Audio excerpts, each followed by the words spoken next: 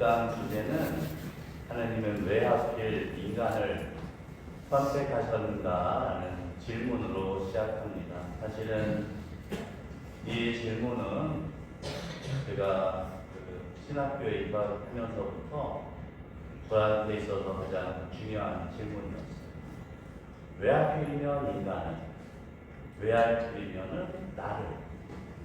왜 하필이면 그런 다른 사람자, 다른 존재가 아니고 왜 인간을 하나님은 선택하셨고 왜 나 같은 사람을 사제로 뽑으셨을까?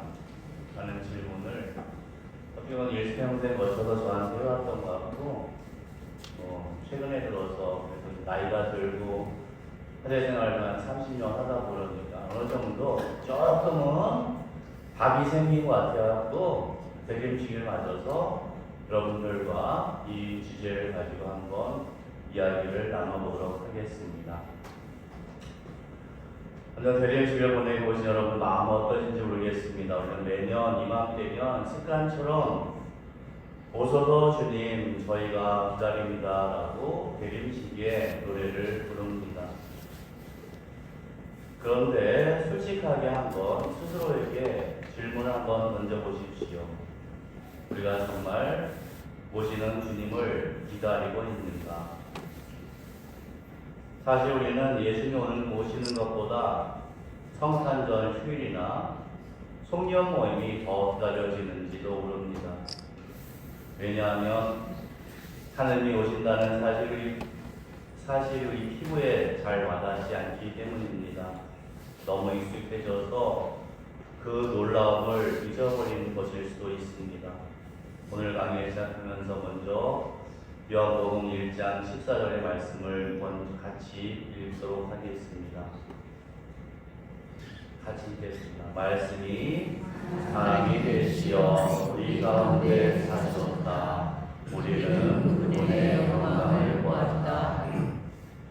이 짧은 문장은 인류 역사상 가장 충격적인 사건을 기록하고 있습니다.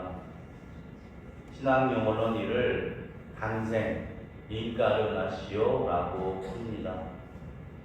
라틴어로 인, 안으로, 까벌은 살 혹은 고기라는 뜻입니다. 여러분들 카니발이라는 말 들어보셨죠? 카니발도 그런 말입니다. 까벌이라는 말. 살코기를 많이 먹는 날이 카니발입니다.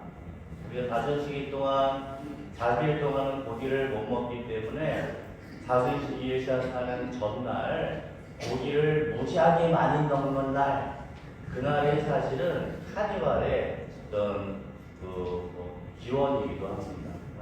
이 까르라는 말이 고기라는 뜻이에요. 즉 이 말은 거룩한 하느님이 피와 살이 튀는 냄새나고 부서지기 쉬운 고기 덩어리, 육신으로 우리 안으로 들어오셨다는 말입니다. 인카르나시오, 간생이라 합니다. 근데 사실 이거는 논리적으로 말이 안 되는 말입니다. 왜냐하면은 무한하신 존재가 유한한 공간에 갇힌다. 영원하신 분이 시간의 제약을 받는다고 할 수 있습니다. 영원하신 분이, 육체가 없는 분이 부태여 육체를 얻으려고 탄생하셨고 우리와 똑같은 인간이 되셨습니다. 이게 정말 왜 말이 안 되는 거냐 하면은 예를 들어서 대한민국 대통령이 소통을 하겠다며 한자촌에 어떤 가장 흐름한 한 칸을 빌려서 산다고 하면은 뉴스에 나오고 아마 난리가 날 겁니다. 하물며 우주의 창조주께서 기저귀를 찬 갓난아기가 되었다는 것이 인카르나시오, 바로 이 성탄의 신비입니다. 창조주께서 우리가 똑같은 인간을 넘어서서 갓난아기 기저귀를 찬 그런 모습으로 우리에게 오셨다. 이거는 사실은 뉴스가 아니라 우주적인 스캔들이라고 볼 수도 있습니다. 오늘 특강의 질문은 이것입니다. 전능하신 하나님은 왜 천사도 아니고 다른 어떤 고귀한 존재도 아닌 하필이면 이토록 나약한 인간이 되어서 인간을 선택하셨을까? 인간이 되는 삶을 선택하셨을까? 이 질문에 대한 답을 찾아가는 과정이 바로 이번 재림을 의미 있게 보내는 열쇠가 될 것입니다. 1번은 바로 불완전함의 역설, 깨진 항아리의 비유입니다. 첫 번째, 하느님이 우리를 선택하신 이유는 우리가 불완전하기 때문입니다. 많은 분들이 신앙생활 하시면서 자신의 부족함을 탓합니다. 교회에 들어오셔서 하신 말씀이, 신부님, 전 기도가 잘 안 돼요. 성당에 다녀도 성격이 잘 안 고쳐집니다. 또 같은 죄를 지난번과 똑같이 지었어요. 우리는 완벽하지 못한 우리 자신을 부끄러워합니다. 하지만 하느님 생각은 다르십니다. 인도의 유명한 전설 속의 이야기 중에 깨진 항아리라고 하는 무화가 있습니다.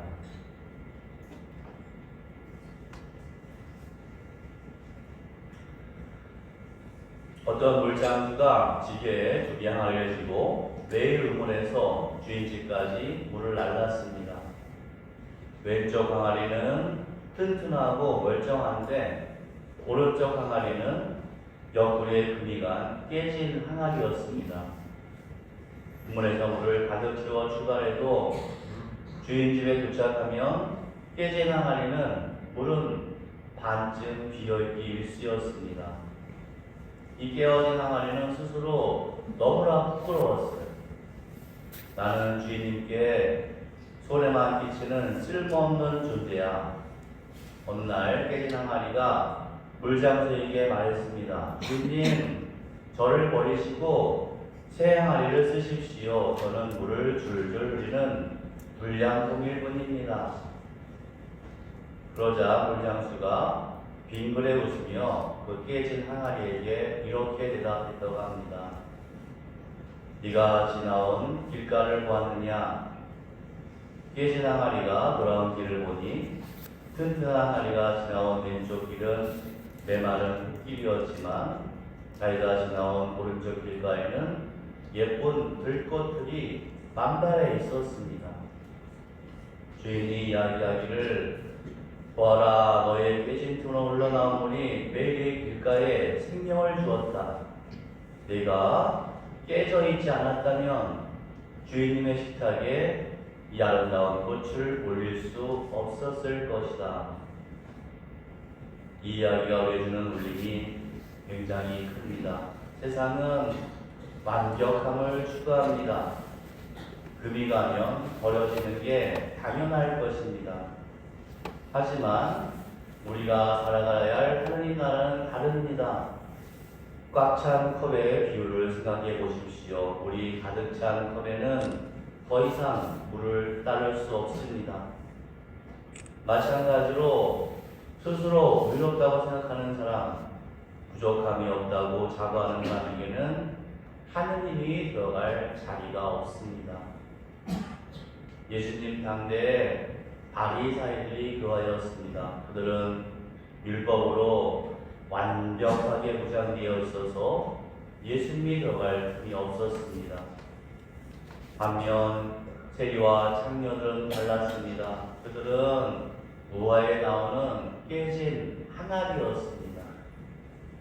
삶이 망가져 있었고 죄책감으로 구멍이 숭숭 뚫려 있었습니다.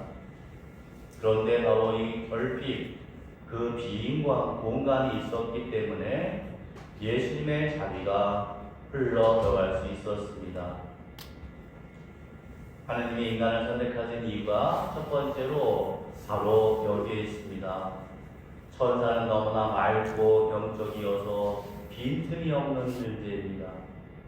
동물은 본능으로만 가득 차 있는 존재입니다. 오직 인간만이 하느님을 갈망하는 구멍을 가진 존재, 결핍이 있는 존재이기 때문에 그 결핍 안으로 하느님께서 들어오실 수 있었습니다. 철학자 파스칼은 이것을 하느님만이 채울 수 있는 빈 공간이라고 했습니다. 사도 바울도 또한 고린도후서에서 이렇게 고백합니다. 고린도후서 12장 9절에서 10절까지에 나는 약할 때 강합니다. 주님의 힘은 약한 데서 완전히 드러납니다. 이번 내림시기 여러분의 나약함을 미워하지 마십시오. 내가 죄인이라는 사실, 내가 부족하다는 사실이 오히려 희망입니다. 그 깨지고 결핍되고 부족한 틈이야말로 하느님이 누구실 부유가 되기 때문입니다. 하느님은 여러분의 능력이 필요해서 부르신 게 아닙니다. 당신의 사랑을 담을 빈 그릇이 필요해서 우리를 부르셨을 뿐입니다. 그러면 우리의 나약함이 하느님 오실 통로라는 건 알겠습니다. 그러나 하느님은 왜 우리에게 죄를 지을 수 있는 위험한 자유를 주셨을까? 그냥 착하기만 살도록 내버려 두시면 안 됐었나? 이 두 번째, 하느님이 인간을 선택한 두 번째 이유가 나옵니다. 그것은 바로 자유의지라는 자유의지. 사랑은 모범이라고 합니다. 앞서 우리는 우리의 불완전함이 하느님의 모르실 수 있을 공간임을 확인했습니다. 이제 두 번째 질문입니다. 하느님은 왜 인간에게 죄를 지을 수도 있는 위험천만한 자유를 주셨는가? 많은 분들이 세상의 악이나 고통을 보며 묻습니다. 하느님이 전능하시다면 애초에 죄를 못 짓게 만드셨으면 되지 않나? 히틀러 같은 사람이 안 나오게 프로그램 되셨으면 참 좋았을 텐데, 완벽하게 창조하셨으면 얼마나 좋았을까? 일리 있는 말입니다. 하지만 여기에는 치명적인 문제 하나가 존재합니다. 여러분들 집에 로봇 청소기나 혹은 AI 이렇게 그 스피커 같은 거 하나씩 있으시죠? 누구야? 청소해라. 오늘 날씨 어떠니? 그러면 내 주인님하고 대답하는. 만약에 제가 최첨단 AI 로봇을 하나 샀다고 하면 칩시다. 그 로봇에게 나를 사랑한다고 말해봐라 하고 입력했습니다. 그러면 그 로봇은 아침마다 저에게 주인님 사랑합니다. 당신 없이는 못 삽니다 하고 매일매일 말할 겁니다. 절대 배신하지 않고 입력한 대로 완벽하게 순종할 것입니다. 근데 여러분, 이 로봇의 말에서 사랑을 느끼시는지 모르겠습니다. 로봇이 이야기하는 사랑합니다 라는 말에서 감동을 느끼십니까?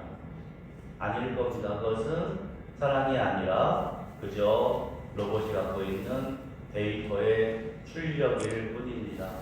왜 그럴까요? 그 로봇에게는 거절할 수 있는 능력이 없기 때문입니다. 사랑의 정의를 다시 내려야 할 것입니다. 사랑은 강요될 수 없습니다. 누군가가 내 머리에 충고를 겨누고 사랑한다고 말해 라고 협박해서 듣는 사랑이라는 말은 진짜 사랑이 아닙니다. 그것은 단지 생존 본능일 것입니다. 진정한 사랑은 아니요, 싫습니다, 싫어요 라고 말할 수 있는 사람이 자기 자신의 의지로 그럼에도 불구하고 당신을 사랑합니다 라고 말할 때 진짜 사랑이 성립될 것입니다. 하느님은 당신이 창조하신 피조물에게 기계적인 찬양을 원하지 않으셨습니다. 하느님은 당신의 피조물과 인격적인 관계를 맺고 싶어 하셨습니다. 그래서 하느님은 하느님 입장에서 엄청난 모험을 감행하셨습니다. 바로 인간에게 자유의지라는 양날의 범을 쥐어주신 것입니다. 이 자유의지 때문에 인간은 하느님을 거부할 수도 있고 죄를 지을 수도 있으며 심지어 창조주를 십자가에 매달을 수도 있게 되었습니다. 하느님은 이 배반의 위험을 다 알고 계셨습니다. 그럼에도 불구하고 우리에게 자유를 주셨습니다. 왜냐하면 자유로운 응답만이 진짜 사랑이기 때문입니다. 내림 시기는 하느님을 우리를 심판하러 오시는 때가 아닙니다. 하느님 우리에게 나를 사랑해 주겠니? 라고 청원을 하러 오시는 중, 내림 시기는 바로 하느님이 우리에게 다가오시는 청원의 때, 나를 정말 사랑해 줄래? 라고 다가오는 신랑을 맞이하는 신부의 마음으로 하느님을 기다리는 때가 되어야 합니다. 그런데 하느님은 억지로 무릎 꿇려서 날 사랑해라 라고 하면서 오시는 것이 아니라 우리의 자유로운 네 라는 대답을 듣기 싶어서, 그 응답을 듣고 싶어서 가장 낮은 자의 모습으로 오시는 것입니다. 이것이 인간을 선택하신 두 번째 이유일 것입니다. 세 번째 이유는 바로 우리와 눈높이를 맞추기 위해서입니다. 이것을 가장 잘 설명해주는 비유 하나가 있습니다. 덴마크의 철학자 피에로 게보르는 예화를 하나 남겼는데 최대한 조금 각색해 보았습니다. 어떤 사람이 개미를 너무나 사랑해서 개미를 연구해요. 그럼 어느 날 개미들이 사는 숲에 큰 산불이 났습니다. 이 사람은 개미들을 살리고 싶어서 개미를 향하여 막 소리를 쳤습니다. 불이야, 이쪽으로 피해라. 거긴 위험해. 하지만 인간의 목소리는 개미들에게 그저 무시무시한 천둥 소리일 뿐입니다. 오히려 개미들은 겁에 질려서 더 깊은 물길 속으로 숨어버렸다. 이 사람이 개미를 구할 수 있는 유일한 방법은 무엇일까요? 바로 그 사람이 개미가 되어서 개미의 언어로, 개미의 말로 개미를 설득하는 방법밖에 없습니다. 개미가 되어서 개미 눈높이에서 나를 따라와라, 글로 가면 너희가 죽는다 라고 말해야 그들이 살 수 있습니다. 하지만 그 방법밖에는 개미를 설득할 수 있는 방법이 없었습니다. 하느님 인간이 되신 사건, 강생이 바로 이것입니다. 사도 바울의 필리피서 2장 6절의 말씀입니다.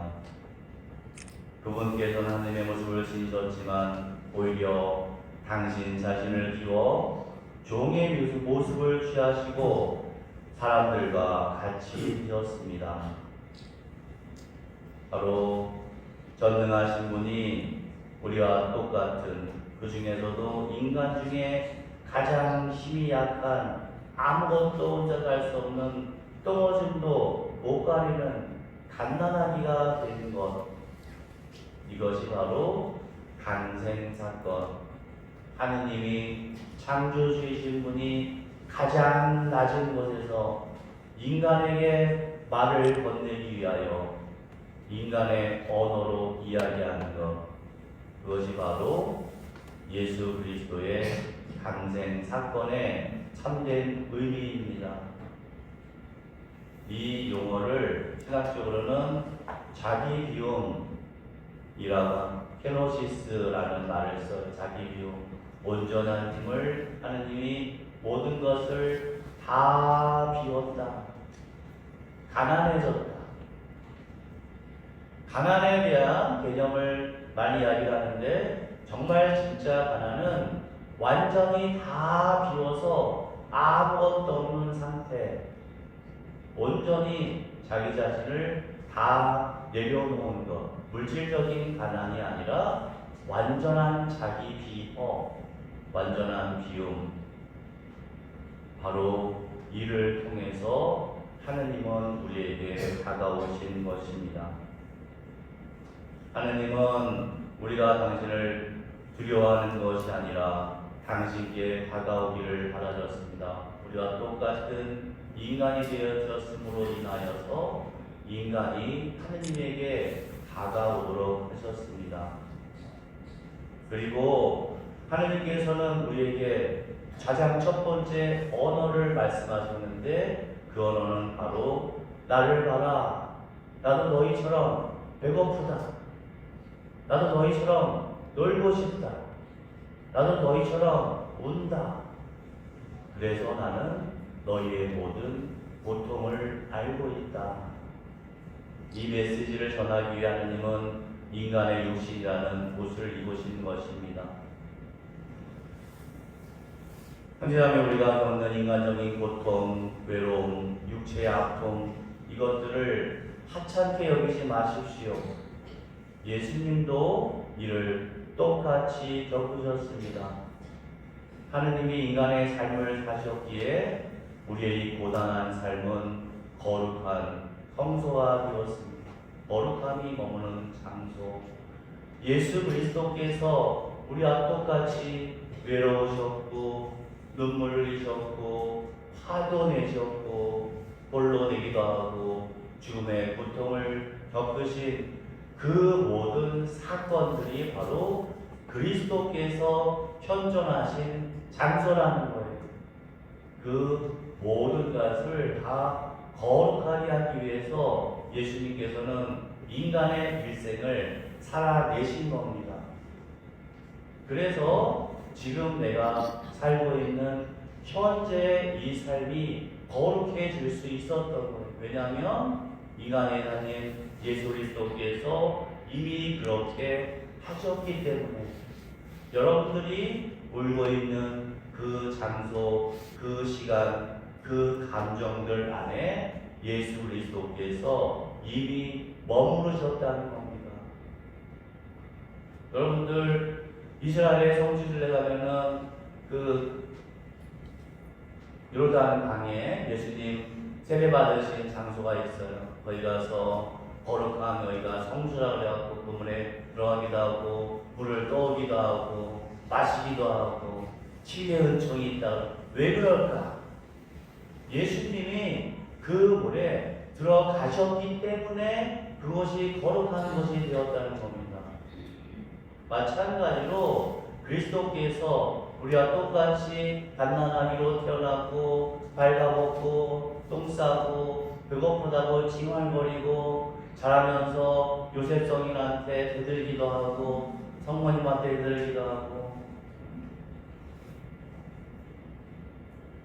예루살렘 성에 7살에 갔을 때 예수님이 잠깐 가출에 3일 동안 가출했었어요.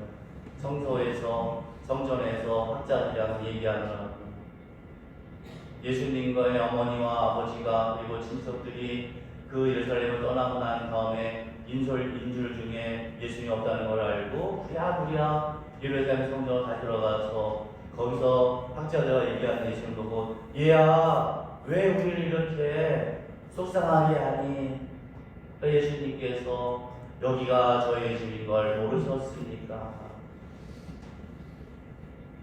싹대기를 때려.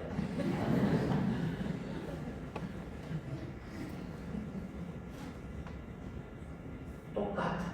우리와 똑같아.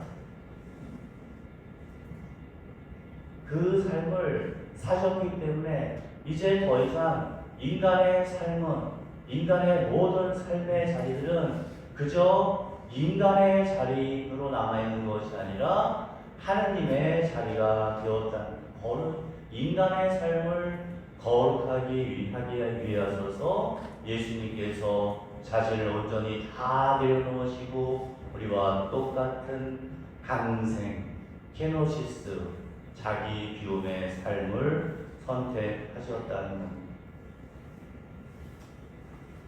제가 이 강의를 시작하기 전에 여러분들에게 드린 질문이 있습니다. 전능한 하나님은 왜 하필 약해 빠진 인간을 선택하셨을까? 왜 예수 그리스도는 우리와 똑같은 사람이 되셔야만 했나? 그분께서는 왜 아무것도 아니고 죄를 무지하게 짓고 있는 나를 선택하셨는가? 우리는 여기에서 세 가지 답을 찾아냈습니다. 첫 번째, 우리의 불완전함이 하나님의 은총을 담을 그릇이기 때문입니다. 두 번째로, 기계적인 복종이 아닌 자유로운 사랑을 원하셨기 때문입니다. 세 번째로, 우리의 눈높이를 맞춰 친구가 되고 싶어서 우리와 똑같이 되셨고 우리를 선택하셨습니다. 이번 대림식이 우리가 해야 할 일은 분명해집니다. 절대 주님 앞에서 완벽해지려고 애쓰지 마십시오. 화려한 장식으로 마음을 꾸미려 하지도 마십시오. 베들레헴의 마구간을 생각해 보시면 그곳은 냄새나고 지저분하고 짐승들의 먹이통이 있는 곳입니다. 우리의 마음 또한 꼭 그렇습니다. 미움과 시기, 욕심으로 얼룩져 있습니다. 하지만 놀랍게도 예수님은 바로 그 지저분하고 너저분하고 죄가 가득 차 있고 부족하고 아무것도 아닌 그곳에 당신의 자리, 부유에 눕기를 원하십니다. 부유는 그저 2000년 전 말과 소의 먹이통만이 부유가 아니라 우리의 삶 전체가 부유고 우리가 현재 처해 있는 현실이 부유이고 여러분들 각자의 마음 상태가 예수님이 머무실 부유이기도 합니다. 그분은 왕궁의 황금 침대가 아니라 여러분의 비천한 마음, 상처 입은 마음, 부족한 마음, 그리고 우리의 그 허전한 빈 구석에 오시기를 원하십니다. 그러니 오늘 기도하실 때 주님께 이렇게 말씀하시면 되겠습니다. 주님, 제 마음이 많이 어지럽고 부족합니다. 하지만 비어 있습니다. 이곳이 당신의 교회입니다. 오셔서 당신의 자리를 비우십시오. 이 솔직한 고백이 대림을 준비하는 가장 훌륭한 준비입니다. 뭔가를 잘하려고 하지 마세요. 뭔가를 꾸미려고 하지 마세요. 바로 여러분들의 빈틈, 그 부족함 때문에 우리를 선택하신 거고, 우리가 못나서 우리에게 오시는 거고, 우리가 사랑한다고 제대로 대답하지 못하기 때문에 우리에게 오시는 거예요. 오늘 대림식을 준비하는 두 번째 시간 맞이하면서 정말 우리 헛된 욕심 때문에 마음을 채우지 말고 오히려 그리스도를 향한 그리움으로 마음을 비워내는 시기, 우리의 마음을 열어놓는 그런 대림식이 되시기를 바랍니다. 아멘. 주와 성령의 이름으로 아멘. 수고하셨습니다.